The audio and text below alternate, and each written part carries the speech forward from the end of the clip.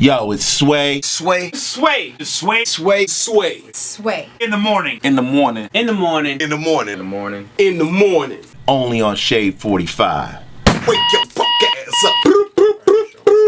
Yeah. Bitches.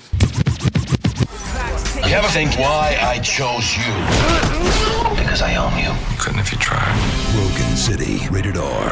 And that's out in theaters this Friday. Make sure you check that movie out. One of the stars of the movie is with us, Jeffrey Wright, and you play the character Carl Fairbanks, correct? That's correct. That's correct. Now, this movie seems interesting. It's about a mayor. Russell Crowe plays. Does he play a mayor? Yes, he's the mayor of New York City. And he hires Mark Wahlberg's character to kind of spy on his wife. That's right. Who he thinks is stepping out on him. Yes. And then Mark Wahlberg's character finds out that he really needs to spy on the mayor. Yeah, he discovers some things that that set the whole thing in motion. And I play the police commissioner of New York, and Mark's character and my character end up partnering together to bring down the mayor, and it all kind of unfolds. So you play the good guy.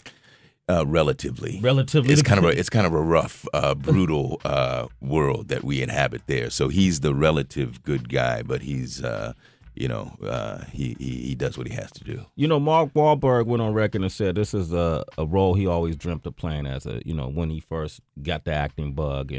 And I haven't. None of us have seen the movie, but what about you? What about this movie do you feel was appealing for you to want to play this role? A lot of things that were appealing about the movie. I think one of the most appealing things that I discovered. Well, obviously I knew Alan's work, Alan Hughes, and like to support African American directors. Mm-hmm. But when I read the script, I didn't realize that it was written by a young African American writer. Wow. So. That's really a rare thing, for a mainstream movie like this and unexpected, that is told from the perspective of, folks whose voices aren't necessarily always included in the mix. And for me, I think the arc of my character in this film is somewhat subversive, and there's some surprises, at the end that are really owing to the fact that it's written by who it's written by and written by Brian and directed by Alan, because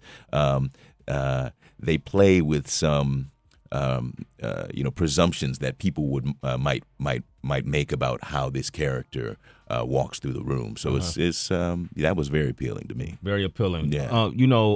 I can't wait to see it, man. Anything you were in so far, I've enjoyed. Mm-hmm. If I didn't, I would tell you right now. That's just my new honesty thing. It's hard being honest, man. It is.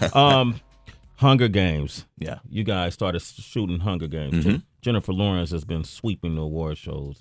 Jennifer is a really interesting young actress, and a lot of fun to work with. But really, really interesting, and has an ease about her that's really a little frightening when she works. I mean, she just brings it, and it's just there. She's great. Is she one of those, I'm sure you come across some young actors that you could recognize as an actor yourself that, wow, this person is special. This person is gifted. Yeah, I mean, she's certainly, out in the lead, among these young actors, and I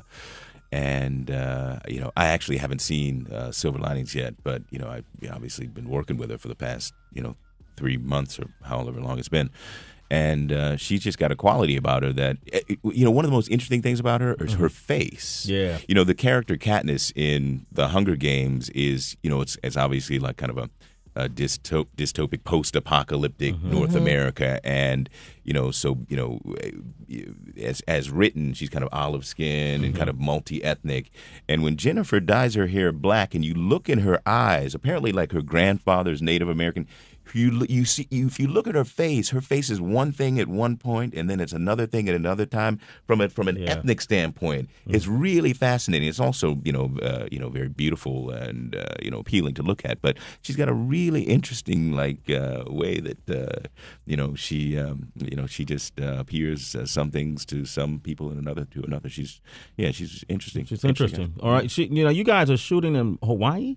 We had been, yeah. What is Hawaii like for you? I love Hawaii, man. Why is that? Hawaii, for one thing, Hawaii is like one of the few, one of the only, I guess, Alaska to a similar extent, state in the Union where there wasn't a genocide, know, and so you still have the original inhabitants of that place there, and you're driving down Kamehameha Highway, and obviously there's some tensions there, and there's a very complex history there between, it's the political reality and the cultural, because it's a state for strategic purposes, but the people and the people there, feel, in some ways allegiances to America, and then in some ways allegiances to Polynesia and Tahiti, but I found them so fascinating and so warm, the whole aloha spirit, and also the relationship to the ocean there, and the ocean is incredibly powerful. And then I started thinking, I was like, well, how did these people get here? Like, Hawaii is the most isolated landmass in the world, right?